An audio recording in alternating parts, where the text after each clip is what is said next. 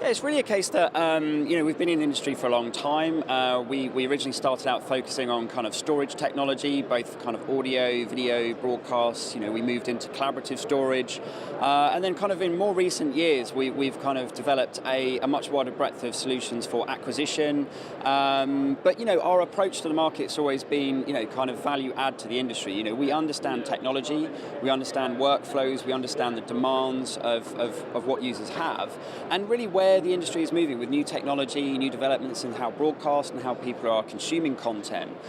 So that understanding of how the industry is constantly evolving and how we need to react to that kind of ever-growing kind of demand of users, is really kind of where we pull in, kind of new manufacturers and sort of get the support of our partners to really say, look, we know what we're doing, we can help the resellers to provide the correct solutions to their customers, which ultimately gets, the end user with the correct product to do the correct job to, save them time, save them money, and, become efficient. So.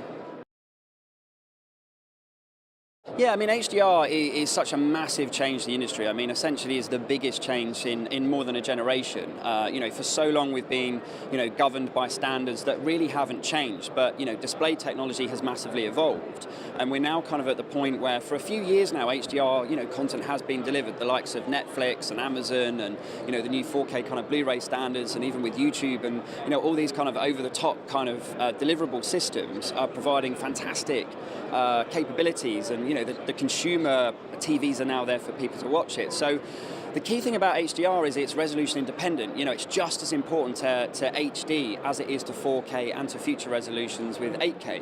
And this is a big thing that, when you look at the actual market, how many people are watching 4K content?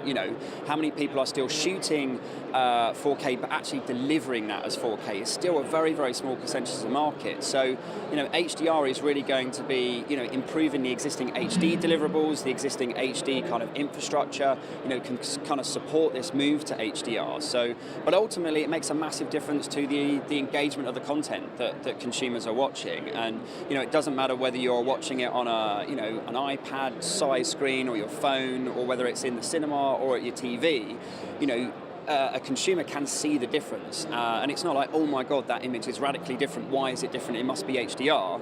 It's just a much more pleasant and engaging image to watch, and that is where, it is such a big step forward. But what we're sort of doing is with brands like Atomus and sort of the Atom HDR processing engine that they have, is really enabling users to get a window into what HDR deliverables are capable of straight off your camera source. BVE, and this year's highlighting it again, we do have a wide array of users coming to this show. We talk to your independent, filmmakers, cameramen. We are talking to your kind of small production companies. We're seeing the broadcasters. We're seeing the big post houses and studios coming along. We do still see some of our international customers, some of our people coming from Europe coming over for the show as well. So, there is a nice balance here of, acquisition, post, and things like that. And I think this year, more than the last few, actually, I think that the variety of interest we've had in the products that we're showing here has been better balanced, rather than being maybe slightly more acquisition focused as I feel it had been for a few years.